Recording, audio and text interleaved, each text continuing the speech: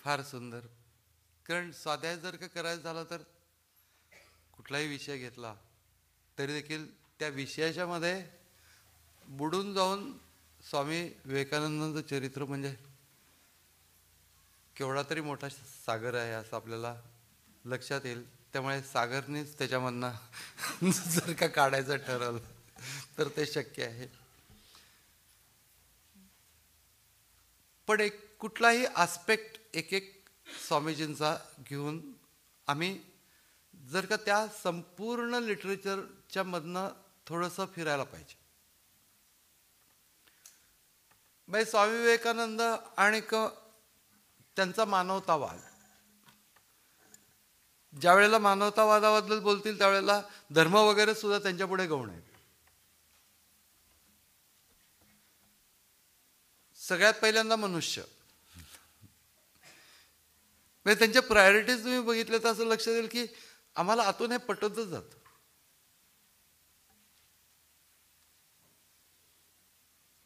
गोरक्षण सभेचे एक जण त्यांच्याकडे पैसे मागायला आले होते. त्यावेळेला त्यांनी विचारलं की नुकत्याच झालेल्या दुष्काळामध्ये लाखो लोक मृत्युमुखी पडलेले आहेत, त्याच्यासाठी तुमची सभा काय करते का? ते म्हणले आम्ही माणसांसाठी आमची काय करत नाही. तर मला हे लक्षात येते की म्हणजे त्यांना असं म्हणायचं होतं की तुमची माणूस ही प्रायोरिटी असली पाहिजे. पहिल्यांदा वाचवलं पाहिजे माणूस. मग याचा उपयोग काय? तर म्हणलं की गाय ही आपली माता आहे. त्याच्यावरती विवेकानंद म्हणजे ते लोक मेले ते त्यांच्या कर्माने मेले असं ते म्हणले. त्यामुळे विवेकानंद इतके असे संतापून लाल झाले होते. आणि मग गायी त्यांच्या कर्माने मरत नाहीत का तर असं त्यांनी विचारलं. विवेकानंद विचारायला जर का त्याला तर्कशुद्धता म्हणजे विलक्षणच होते. मग त्यावेळेला त्यांनी गाय ही आपली माता आहे असं त्यांनी म्हणलं. तर ते म्हणले खरंच आहे, त्याशिवाय असली प्रजा कुणाच्या पोटी येणार. म्हणजे थोडक्यात म्हणजे सगळे बैल आहेत. म्हणजे तिरकं बोलण्यामध्ये म्हणजे ते पुण्यात जन्माला आले असते तर खूप.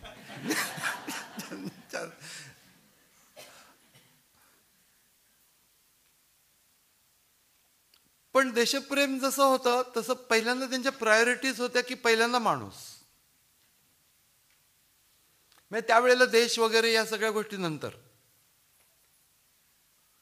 सागरने फार महत्वाचे सगळे प्रसंग तो जर का त्यांनी जर का सांगितले नाही तर आपण सांगायचं असं मी ठरवलं, ते सगळे सांगितले त्यांनी.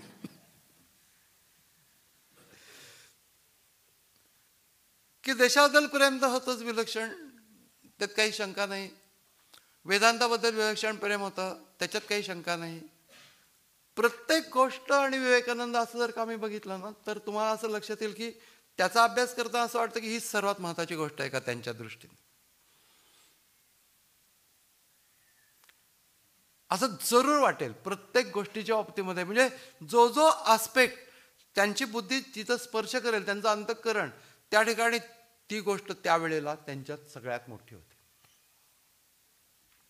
शक्तीची उपासना सगळ्यात मोठी गोष्ट. पण जर का सिक्वेन्स बघितला तर लक्षात येईल की लोकमान्य टिळक आणि विवेकानंद यांच्यामध्ये खूप साम्य आहे. की जसं सागरच्या शेवटच्या कन्क्लुडिंग रिमार्क्सच्या वेळेला त्यांनी जे सांगितलं होतं की सगळं आकाश कोसळून पडलं तरी विवेकानंदांच्या सारखेच उद्गार लोकमान्य टिळकांनी काढले स्वतंत्रपणे. ज्यावेळेला ते चिरोल खटला झाला आणि त्याच्यामध्ये ते खूप हारले, त्यांचा प्रयत्न असा होता की इंग्लंडमध्ये या माणसावरती विजय मिळवला पाहिजे. म्हणजे भारतीय माणूस ब्रिटिश माणसावर इंग्लंडमध्ये विजय मिळवेल तर केवढी तरी भारतीयांना एक गौरवास्पद गोष्ट होऊन जाईल. त्याच्यासाठी म्हणून टिळकांचा तो प्रयत्न होता. पण ते जितका बुरखा पांघरून सभ्यतेचा तितकेच आतमधून कुरूपपणाने वागत होते ब्रिटिश लोक त्यावेळेला. आणि त्यांनी खूप खोटे नाटे प्रकार करून लंडनमध्ये सुद्धा खोटे नाटे प्रकार केले. मग इथं तर करतच होते, त्यात काही प्रश्नच नाही, पण तिकडे पण केले. एकात्मता दाखवून दिली त्यांनी. आम्ही तिकडे पण खोटे, इकडे पण खोटे असे. आणि ते हारले. लाखो रुपयाचं नुकसान झालं त्या काळात. तेव्हा त्यांना विचारलं की तुला, म्हणजे त्यांना विचारलं की आता तुम्हाला हे काय वाटत असेल, याची आम्ही कल्पनाच करू शकत नाही, असं एकाने पत्र लिहिलं. त्यावर टिळकांनी त्याला पत्र लिहिलं, हे बघ, आकाश जरी कोसळून पडलं माझ्यावरती तरी त्याच्यावर पाय देऊन मी उभा राहीन. म्हणजे टिळकांची जी जिद्द ती आणि विवेकानंदांची जिद्द हे सेमच होते. टिळक आणि विवेकानंद असा एक कॉमन विषय घ्यायला हरकत नाही. फार सुंदर विषय, मी स्वतः अभ्यास केलेले आहेत ते विषय, आणि त्या वेळेला विलक्षण आनंद मला घेता आलेला आहे. एक म्हणजे महाराष्ट्रीयन लोकांना विवेकानंदांच्या बद्दल विलक्षण प्रेम, रामकृष्णांच्या बद्दल विलक्षण प्रेम आहे. महाराष्ट्रीयन लोक सहसा कुणाला काही उचलून द्यायचं म्हटलं की सांभाळून देत असतात. म्हणजे आणि सांभाळणं इतकं असतं की नाहीच देत. पण तुम्ही जर का विवेकानंद शिला स्मारकावरचं डोनेशन बघितलं तर महाराष्ट्राचं जास्तीत जास्त आहे. एका महाराष्ट्रीयन माणसाने त्याच्यामध्ये पुढाकार घेतलेला आहे. प्रत्येक ठिकाणी आपल्याला असं जाणवेल की महाराष्ट्रांचं आणि विवेकानंदांचं विलक्षण नातं आहे. विवेकानंदांचं 1893 साली ते जगप्रसिद्ध झाले त्या शिकागोच्या सर्वधर्म परिषदेमध्ये. तरी देखील त्यांचं चरित्र कुणी लिहिलेलं नव्हतं, साधारण माहिती होती सगळीकडे. 1898 मध्ये त्यांचं पहिलं चरित्र लिहिलं गेलं आणि ते सगळ्यात पहिल्यांदा मराठी भाषेमध्ये लिहिलं गेलं. कृ.ना. आठले या माणसाने लिहिलं.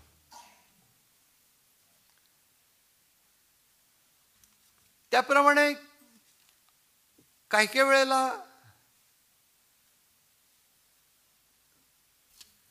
स्वामी विवेकानंद धर्म प्रत्येक आस्पेक्ट वेगळा वेगळा आहे आणि अध्यात्म, राष्ट्रप्रेम सगळे आस्पेक्ट्स वेगळे वेगळे आहेत. धर्माच्या बाबतीमध्ये मागच्या वेळेला सुंदर प्रेझेंटेशन पंकजने केलं होतं. त्याच्यानंतर इस्लाम धर्माशी संबंधित, त्याच्यानंतर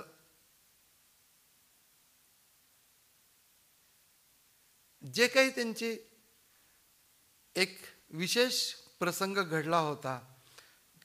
एका मुसलमान व्यक्तीने असं म्हटलं होतं की आजपर्यंत तुम्हाला कोणी अवतार म्हणलेलं नसेल, पुढे मागे लोक तुम्हाला अवतार म्हणतील, पण तुम्ही एवढं लक्षात ठेवा की तुम्हाला अवतार म्हणणारा हा सर्पराज, हा पहिला मुसलमान, हा तुम्हाला पहिल्यांदा अवतार म्हणणारा. आणि मग त्याने धर्म बदलून त्याच्यानंतर महम्मदानंद नाव धारण केलं होतं स्वामीजींच्याकडनं दीक्षा घेऊन. स्वामीजींचं त्यावेळेचं प्रतिपादन जे होतं त्याला पत्र लिहिलं होतं. त्या पत्रामध्ये की वेदांत कितीही उच्च गोष्टी बोलो, परंतु इस्लाम धर्मामधली समता, प्रत्यक्षात आणलेली समता जोपर्यंत येत नाही तोपर्यंत त्या सगळ्या गोष्टी ज्या आहेत त्या नुसत्या शाब्दिक पातळीवरती राहणार आहेत.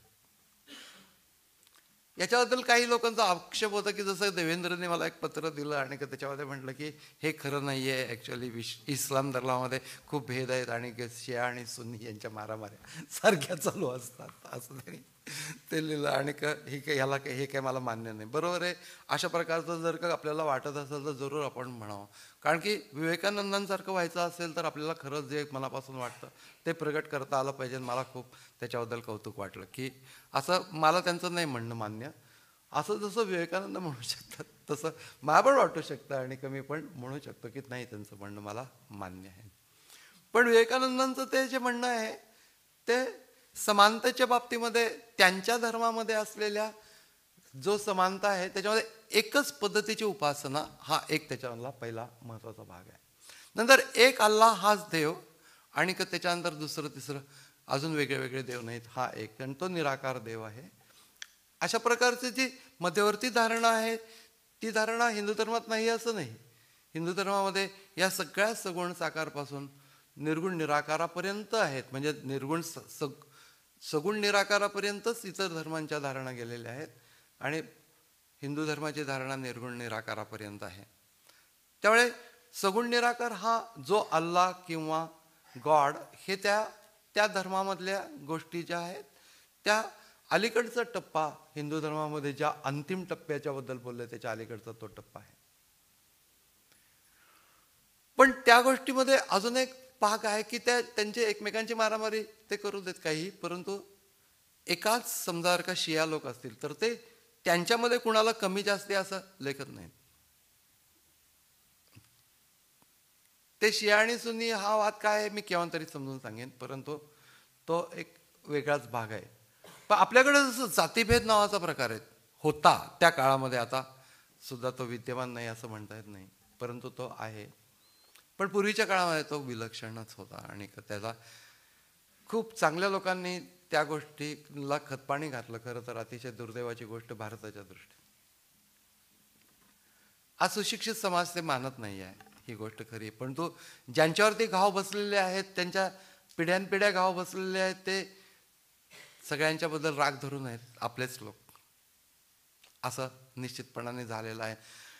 त्याच्या बाबतीमध्ये विवेकानंद विलक्षण दुखावले गेलेले होते. म्हणजे जे सतत कायस्थ म्हणून त्यांना पूर्ण ब्राह्मणत्व नाही म्हणून त्यांना हे अध्यात्म प्रकट करण्याचा अधिकार नाही, अशा प्रकारच्या गोष्टी सामान्यपणाने तेथे निर्णय पंथाचे लोक विवेकानंदांच्या विरोधी उठू पाहणारे ते पण प्रयत्न करत होते. त्याचबरोबर सगळ्यात वाईट गोष्ट म्हणजे त्या काळचा ब्राह्मण समाज आणि त्याच्यामध्ये जे मोठं दुखणं होतं ते त्या काळामधलं की विवेकानंद विश्वविजय घेऊन परत आल्यानंतर जी कलकत्त्यामध्ये त्यांच्या गौरवाच्या बद्दलची सभा आयोजित केली गेली होती आणि त्याच्यामध्ये जो प्रमुख पाहुणे म्हणून ज्या व्यक्तीला तिथल्या प्रमुख धर्म मार्तंडांना तिथं बोलवलं होतं त्यावेळेला त्यांनी विवेकानंद ब्राह्मण नाहीत म्हणून यायला नकार दिला होता. आता हा फार मोठा अपमान आहे. किती बिंडोकपणाचा प्रकार आहे याचा आपण कल्पनाच करू शकत नाही. असे घाव विवेकानंदांनी वर्षानुवर्ष सोसलेले आणि त्याची एक प्रतिक्रिया म्हणून ते नेहमी बौद्ध धर्माचं कौतुक करत असत. गौतम बुद्धाच्या बाबतीत ते विलक्षण प्रेम दाखवत असत. याचं कारण असं आहे की हा भेद त्या धर्मामध्ये नाही म्हणून. आणि ही जी प्रतिक्रिया आहे ही प्रतिक्रिया त्यांची इस्लाम धर्माचं फार कौतुक त्यांना होतं. कोणीही करू शकणार नाही की जो माणूस असं म्हणतो की मी ध्वंस करण्यासाठी नाही मी जोडण्यासाठी आलेलो आहे तो ध्वंस करणाऱ्या लोकांचं कौतुक करत बसणार नाही. ही अगदी उघड गोष्ट. पण त्यांचं म्हणणं त्यांचा धर्म आणि ध्वंस करणारे लोक हे दोन वेगळ्या वेगळ्या गोष्टी आहेत. त्यांना त्यांचा धर्म कळला नाही. त्यांनी असं म्हटलं की ख्रिश्चनांना पण त्यांचा धर्म कळला नाही, बौद्धांना बुद्ध धर्म कळला नाही. बुद्ध धर्म हे हिंदू धर्माचंच अपत्य आहे आणि हिंदू धर्माची परिपूर्ती करण्याच्यासाठी म्हणून बुद्ध आलेले होते. कारण की त्याच्यामध्ये असलेला जो भेदभाव आहे तो भेदभाव नाहीसा करून बाकी सगळं तत्वज्ञान श्रेष्ठच आहे, त्याच्या बाबतीत काही शंकाच नाही. म्हणून त्यांची त्या वेळेला ते जे उद्गार काढलेले त्याच्या पाठीमागं काही ना काहीतरी भूमिका होती आणि ती भूमिका समजून घेऊन आपण त्याच्या बाबतीत बोललं पाहिजे. त्या गोष्टी तसं कसं आहे की असं रिजिड म्हणजे बंद अशा प्रकारचं विवेकानंदांचं नव्हतं. ऑल द टाइम त्यांचं डेव्हलपिंग असे प्रोग्रेसिव्ह असे काही काही गोष्टी खूप कॉन्क्रीट असत. सायंटिफिक बाबतीत बोलत असत त्यावेळेला कॉन्क्रीटच असत. पण तो या गोष्टी ज्या वेळेला धर्मप्रचार हे करत असताना अध्यात्म प्रचार या गोष्टीच्या पेक्षा त्यांना या गोष्टी जास्ती महत्त्वाच्या वाटत होत्या. याचं कारण असं की ज्यांच्या पोटामध्ये घालायला 2 वेळेचं जेवण नाही ते धर्म काय करणार. त्यावेळची भारताची परिस्थिती तशी होती. आज आपण इतका विचार नाही करायला लागत आहे आपल्याला, परंतु त्या काळची भारताची परिस्थिती जरूर तशी होती आणि त्यामुळे त्यांना असं म्हणायचं होतं की कशाला तुम्हाला यांना धर्म करायचा. विवेकानंद तिकडे रडत होते. याचं कारण हे की अरे ज्या उन्नत आणि उच्च गोष्टी आमच्या इथं जन्माला आल्या त्याची धारणा करण्यासाठी माणसाला 2 वेळेचं जेवायला तर पाहिजे. खूप खूप खूप कोरडे त्यांनी आमच्या धर्मीयांवरती ओढलेले आहेत. याचा अर्थ ते फक्त याच धर्मीयांवरती ओढत होते अशातला भाग नाही. विवेकानंद हे एक विलक्षण तेजस्वी व्यक्तिमत्व, योद्धा, संन्यासी, अतिशय सुंदर नाव ॲनी बेझंट यांनी त्यांना दिलेलं आहे. त्यांची जी थिऑसॉफिकल सोसायटी आहे त्यांनी विवेकानंदांचा भरपूर छळ केल्यानंतर त्याचं कुठंतरी परिशीलन व्हावं म्हणून त्यांनी हे विवेकानंदांच्यावरती एक लिहिला आणि त्याच्या लेख लिहिला आणि त्याच्यामध्ये मी पाहिलेले विवेकानंदन त्याच्यामध्ये हे लिहिलं. त्याच्या त्या ब्राह्मण समाजांनी जसा त्यांचा छळ केला तशाच प्रकारे थिऑसॉफिस्ट लोकांनी पण अत्यंत खोटेपणा वाटेल ते प्रकार करून वाटेल तेवढा विवेकानंदांचा छळ केलेला आहे. इतका छळ झालेली इतकी प्रसिद्ध व्यक्ती जगात दुसरी कुठली नसेल विवेकानंदांच्या एवढी. त्याच्यामध्ये त्या सगळ्या निष्ठा पण त्यांच्या विलक्षण होत्या. जे हिंदू धर्मत्याग करून परधर्मावलंबी झाले आहेत त्या हिंदूंना परत आपल्या धर्मात आणलं पाहिजे हे विवेकानंदांनी देश पारतंत्र्यात असताना प्रथम गरजून सांगितलं. असं कोणीही पूर्वी बोललं नव्हतं की जे कन्वर्ट झालेले ख्रिश्चन लोक आहेत त्यांना परत हिंदू धर्मात घ्यायला पाहिजे. आणि तिथे विवेकानंदांचं म्हणणं कुणीही प्रत्यक्षात आणलं नाही. प्रत्यक्षात पहिल्यांदा ज्याने आणलं तो मराठी माणूस होता. त्याने ते बंदीखान्यामध्ये असताना ते प्रत्यक्षात आणलं आणि तो म्हणजे वि. दा. सावरकर. सावरकरांनी अंदमानमध्ये रिकन्व्हर्शन केलं, तिथं सुरुवात केली. कदाचित ही गोष्ट आता जास्ती प्रमाणामध्ये होत चाललेली आहे. आमचं सरकार आलेलं आहे तर आमची त्या सरकारकडनं ही अपेक्षा आहे. त्यांना ते केव्हा शक्य होईल माहिती नाही, पण सबंध देशात धर्मांतर बंदी कायदा लागून टाकू. जयललितांनी जर का तो तामिळनाडूमध्ये आणला तर यांना सबंध देशामध्ये नक्की लावता येणार आहे धर्मांतर बंदी कायदा. काय ज्यांना ओरडायचं असेल तर ओरडू देत, पण ही गोष्ट अत्यंत आवश्यक. कारण या सगळ्या गोष्टी ते करत होते त्या बाबतीमध्ये कशा रीतीने स्वामी सगळ्यांची हजेरी घेत होते हे त्यांचे शब्द सुद्धा खूप बघण्यासारखे आहेत. ते एका सभेमध्ये असं म्हणाले की आम्ही सर्व भारतीय उठून उभे राहिलो आणि हिंदू महासागराच्या तळाशीच असलेला सगळा गाळ तुम्हा ख्रिश्चनांवरती फेकून मारला तरी तुम्ही आम्हाला देत असलेल्या क्रूर वागणुकीच्या तुलनेमध्ये आमची ती कृती अतिशय नगण्य ठरेल. इतके तुम्ही घाणेरडे वागत आहात. तिथं अमेरिकेत जाऊन खिशात कवडी नाही आणि तो माणूस ताकद किती असली पाहिजे ह्याचा विचार करत. त्याने पुढं म्हटलेलं आहे त्याच्यावरती म्हणजे हे सगळे लोक ख्रिश्चन लोक ऐकून घेत होते त्यांच्या समोर. हे झाल्यानंतर गर्भातूनच तुम्ही हा गैरसमज बाळगून पैदा होता की तुम्ही देवदूत आहात आणि आम्ही जंगली पशु आहोत. शिक्षण, वस्त्र व धन देऊन तुम्ही धर्मोपदेशकांची फौज उभारता. कशासाठी? यासाठी की त्या फौजेने आमच्या देशावर, भारत देशावर आक्रमण करावं, माझ्या देवतांना, पूर्वजांना शिव्याशाप द्यावेत. मंदिरांपाशी जाऊन ते धर्मोपदेशक ओरडतात, मूर्तीपूजकांनो तुम्ही नरकात जाल. पण हिंदू हा जन्मजात नम्र असतो आणि तो हसून मनोमन हे बोलून निघून जातो की हे मूर्ख आहेत, त्यांना बघू द्या. हे त्यांच्यासमोर सांगतायत ही गोष्ट. आपण आता इथं बोललो त्यांच्यासमोर, त्यांचा सगळा समाज असताना त्यांच्यासमोर हे त्यांच्यासमोर बोलणं. या शब्दांच्या मध्ये स्वामीजी बोलत असत. तुम्ही आम्हाला लाखोली वाहत राहायचं आणि मी इथं तुमची थोड्या जरी कडक शब्दात संभावना केली तरी तुम्ही लगेच घायाळून मला म्हणायचं नका हो, आम्हाला डागण्या देऊ नका, आम्ही अमेरिकन आहोत, आम्ही साऱ्या परधर्मीयांवरती टीकास्त्र सोडू, शिव्यांची खैरात करू, पण आम्हाला बोल लावू नका हो, आम्ही फार भावूक आहोत. हा खासा न्याय आहे असं ते बोलायचे. शाळकरी अबोध बालक आणि गिरण्यातील अशिक्षित मजुरांना हे सांगून तुम्ही वर्गणी वसूल करता की भारतातील सतीप्रथा बंद करायची आहे, भारतीय बालकांना मगरींच्या दाढेतून सोडवायचं आहे. पण ती सगळी वर्गणी खर्च होते फक्त एका कामासाठी, धर्मांतरासाठी. तिथं जाऊन ते बोलले, स्पष्ट बोलले. आमचे भाकड लोक इथं पण ते बोलू शकत नाही, निधर्मी म्हणून. धर्मांतर काय क्षुद्र कल्पना आहे. कालपर्यंत एका व्यक्तीला पापी म्हणत राहायचं आणि आज त्यांनी ख्रिस्त धर्म स्वीकारत असताना पुण्यात्मा म्हणायला लागायचं. पण लक्षात ठेवा, जगातला जो पहिला मिशनरी होता त्यानं अर्धी दुनिया आपल्या वैचारिक ताकदीने प्रेरित केली. रक्ताचा एक बिंदूही न सांडता मतपरिवर्तन केलं. त्याचं नाव गौतम बुद्ध.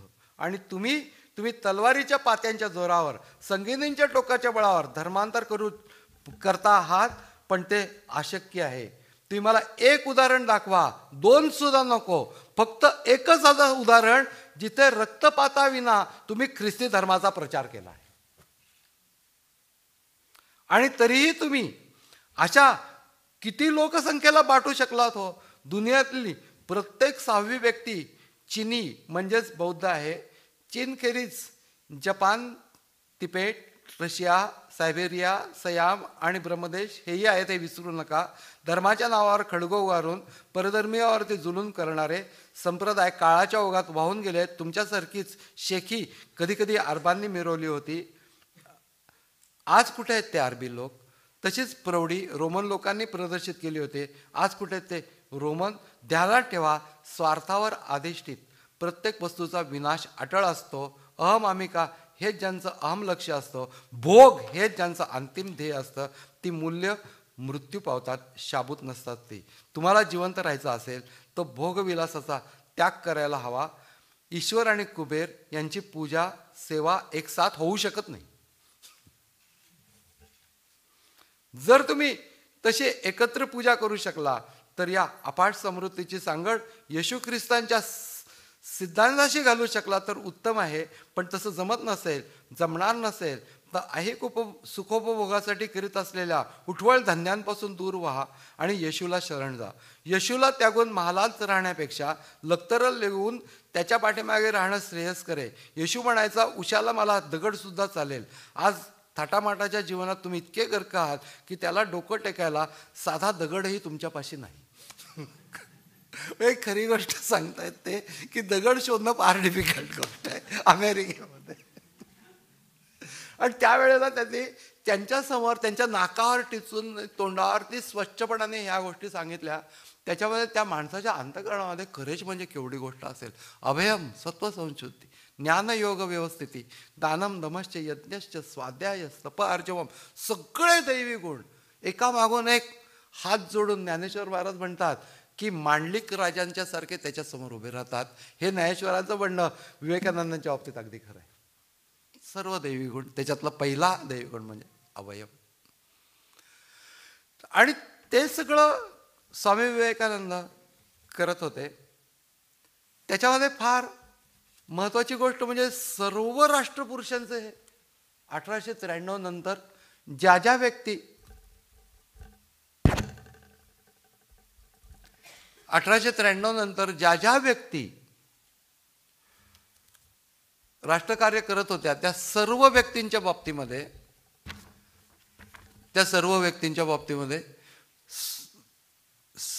स्वामी विवेकानंद हे सगळ्यांचं प्रेरणास्थान होतं. सावरकरांच्या बाबतीमध्ये त्यांचं प्रेरणास्थान ते होतं. त्याच्या बाबतीमध्ये त्यांनी असं स्पष्ट लिहिलंय, सावरकरांनी काव्यात लिहिलंय, त्या काळात माझं दैवत होतं स्वामी विवेकानंद. आम्हा भौतिकवादी आणि अश्रद्धेय लोकांच्या मनात सत्य काय आणि असत्य काय याच्या बाबतीत सतत द्वंद्व चालू असतं. परंतु स्वामीजी जेव्हा पतंजली आणि कपिल यांची सूक्ष्म तत्व आमच्या भौतिकवादी भाषेतूनच समजून सांगत, तेव्हा त्यांच्यावरती श्रद्धा बसू लागली. त्यांच्या तर्कसंगत युक्तिवादामुळे माझा विश्वास बसला की योग कुठलेही गोपनीय रहस्य नसून एक विशुद्ध शास्त्र आहे. सावरकर अंदमानामध्ये हे बुद्धीला पडल्यामुळे रोज संध्याकाळी दिवसभरच्या सक्तमजुरीनंतरही हातपाय धुवून मी योगीराजाचा राजयोग ग्रंथ वाचत असे. मनोमन त्यांनी विवेकानंदांना गुरु केलं होतं आणि राजयोग ग्रंथ वाचत असे. तो शांतिरसाचा प्याला क्षणभरही डोळ्यासमोरून दूर करण्याची इच्छा नसे. त्या ग्रंथातील समाधीच्या अवस्थेतील चित्राला देवमूर्ती मानून प्रणाम करून मी ध्यान लावत असे. दृष्टी नासिकाग्रावरती स्थिर करून मी ध्यानाला आरंभ करताच चंचल मन पळ काढी इकडे तिकडे धूम टोकी. साधूजनांनाही जो निग्रह करणे कठीण होते तो माझ्यासारख्या अनभ्यस्त म्हणजे उघड्या अनभ्यस्त जडजीवासाठी तर दुरापास्तच होता. माझी बुद्धी एकाग्र होऊ पाहणाऱ्या मनाला भुलवून इंद्रियांच्या जाळ्यात अडकवू पाहत असे. पण माझ्यापाशी मनाच्या एकाग्रतेचा एक कप्पा होता. फार महत्वाची गोष्ट आहे. मनाच्या एकाग्रतेसाठी तुम्हाला ज्या गोष्टीची आवड आहे त्याच्यावरती लक्ष पहिल्यांदा केंद्रित करा असं योगशास्त्र सुद्धा सांगतं. त्यानुसार सावरकर म्हणले की योगशास्त्र सांगतं त्यानुसार माझ्या अत्यंतिक आवडत्या गोष्टीवरती मी लक्ष केंद्रित करायला ठरवलं. नंतर ते मला साधायला लागलं. आणि ती गोष्ट म्हणजे हिंदुस्थानच्या स्वातंत्र्याप्रित्यर्थ घेतलेले सतीव्रत. हिंदुस्थान ही प्रिय गोष्ट म्हणजे स्वामी विवेकानंदांची हिंदुस्थान ही जशी प्रिय गोष्ट होती त्याप्रमाणे सावरकरांना ध्यान करताना मन एकाग्र करायचं तर आवडत्या गोष्टीवर मन एकाग्र करा तर हिंदुस्थानचं स्वातंत्र्य या गोष्टीवर ते एकाग्र करतात. मग आपल्याला विचार करता येत नाही की आपण कशावर केलं असतं. म्हणजे स्वातंत्र्याच्या प्रेरणांनी अंतःकरण किती भारलेलं होतं याचं एक उदाहरण आहे. म्हणजे सगळे महापुरुष आपण एकत्रितपणाने पाहतो आहोत की जसे स्वामी विवेकानंद, सावरकर, लोकमान्य टिळक यांचे चरित्र एकत्रित पाहावेत. त्यांचे परस्पर असलेले प्रसंग एकत्रित पाहावे. फार विलोभनीय आहे ते दृश्य. असं राष्ट्रीयत्व नंतरच्या काळामध्ये जणू काय हरवलं गेलं. जसं जसं स्वातंत्र्य मिळालं तसं जसं राष्ट्रीयत्व नष्ट झालं असं परिस्थिती निर्माण नक्की झाली. नंतर फक्त राष्ट्रीयत्व भारताने जर का क्रिकेटची मॅच जिंकली तर फटाके उडवण्यापुरतं राष्ट्रीयत्व राहिलं.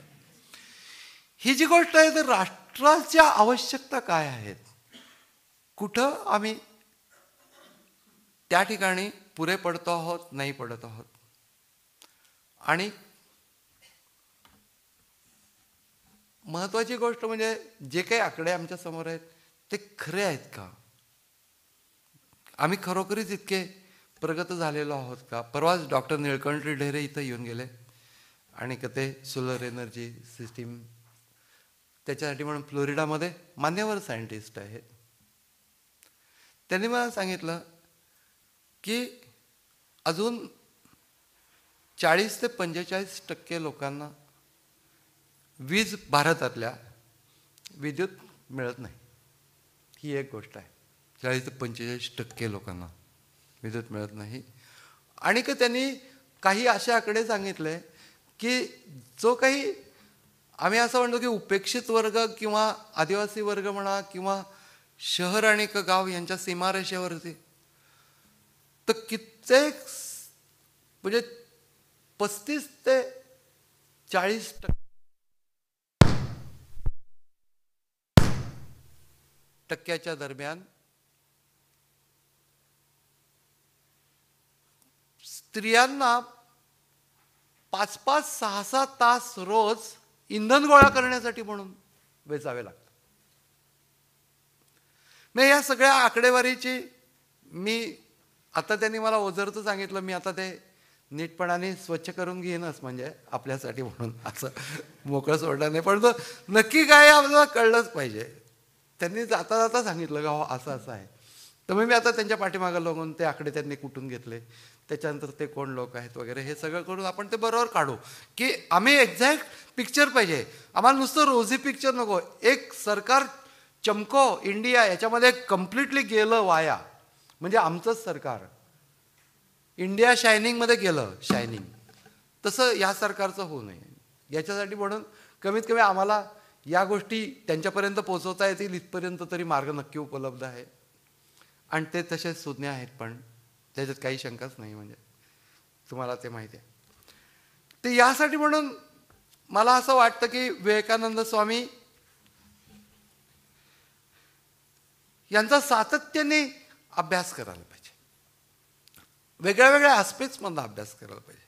व्यक्तिमत्वाचा विकास पूर्ण झालेली व्यक्ती, ज्याच्यामध्ये दुःख झालं तर दुःख झालं म्हणतात. मी ज्ञानी आहे असं म्हणत नाहीत. दुःख झालं, मला दुःख झालं असं म्हणतात. मी रागवलो तर मी रागवलो असं म्हणतात. त्यांनी माझ्या ज्ञानाला काही बाध येत नाही. हे विवेकानंदांचं हे लक्षात ठेवा. म्हणजे एकदम आपल्याला लावून घ्यायचं नाही. उधळीता माती, तुकाराम महाराज, उधळीता माती रवी कळा न मळे, हे कैसे कळे, हे कैसे न कळे भाग्यवंत.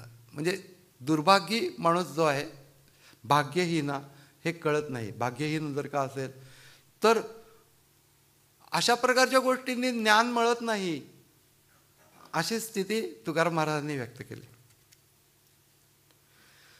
स्वामी ज्या वेळेला चिडत असत, आणि बऱ्याच वेळा चिडत असत, मी तर सांगतो बऱ्याच वेळा परिस्थिती इतकी घाणेरडी होती त्यावेळेची. जिवंत जर का असेल माणूस तर त्याला चीड यायलाच पाहिजे अशी परिस्थिती होती.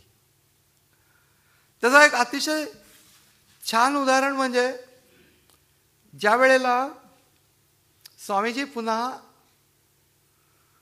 इंग्लंड अमेरिकेला निघाले, पहिला विश्वविजय झालेला, त्याच्यानंतर सगळीकडे गौरवस्थान प्राप्त झालेले स्वामी विवेकानंद, आणि त्यांना असं लक्षात आलं की आता आपल्याला जायला पाहिजे, म्हणून ते फार सुंदर रीतीने त्यांनी भारताचं वर्णन वगैरे करत होते. त्यांच्या मनामध्ये ते वर्णन, आणि जहाजाने निघाले. सौंदर्याचं वर्णन भारताचं केलं. किती सुंदर, किती सुंदर. समोर नजर मिळेल तिथे निळं पाणी उसळत आहे, उफाळत आहे, फेसाळत आहे, वाऱ्याबरोबर ताल धरून नाचत ठुमकत आहे. मागे आपले तेच गंगाजल, आता मात्र नुसते निळे पाणी. समोर मागे खाली. जसं सावरकरांचं काव्य जर का तुम्ही बघितलं तर ते त्या काव्यामध्ये पण या सागराचं वर्णन अप्रतिम केलेलं आहे. हे सगळे कवी हृदयाचेच होते. अब त्याच्यानंतर मग आजूबाजूला केवळ निळं निळं पाणी, सारखा लाटांचा थैथयाट, धिंगाणा. सागर सुंदरीचा केशकलाप, नील अंगकांती, नील, आणि नेसलेलं वस्त्र पण नील. नयनरम्य नीलिमा. आणि मग असं सगळं चाललेलं होतं, आणि त्यांचं जहाज त्या मद्रास बंदरामध्ये येऊन टेपलं. आता कसं मॅक्झिमम मोठं एक तर कार्य उभं करण्याच्यासाठीचा जे मुख्य सहाय्य होतं ते मद्रासने दिलेलं होतं. सुरुवातच त्यांना प्रेरणा मद्रासमधल्या लोकांनी केली होती की तुम्ही स्वामीजी अमेरिकेमध्ये जा सर्वधर्म परिषदेसाठी. मद्रासमधले लोक इतके स्वामींचे भक्त झालेले होते, ट्रिमेंडस. त्यांचं पहिलं स्वागत, जे भव्य स्वागत केलं ते मद्रासने केलं होतं. आणि आता स्वामीजी परत तिकडे जायला निघाले म्हटल्यानंतर मोठी सभा त्या ठिकाणी घेतली गेली, जायची होती. पण त्या लोकांना अशी शंका होती की प्लेगची साथ होती, आणि कदाचित प्लेगची साथ असल्यामुळे हे सरकार दळभद्रीपणा करून स्वामी विवेकानंदांना मद्रास बंदरामध्ये पाय ठेवून देणार नाही, तिकडून कलकत्त्यावरून आले म्हणून त्यांनी ते येण्यापूर्वीच एक मोठी भव्य सभा घेतली, आणि त्याच्यात हा ठराव मान्य केला, आणि तो प्रस्ताव इंग्रज सरकारकडे दिला. आणि एवढं सगळं करून सुद्धा नेहमीप्रमाणे खोट्या नाट्या क्लुप्त्या करून स्वामी विवेकानंदांना मद्रासला उतरून दिलं नाही, पाय ठेवून दिला.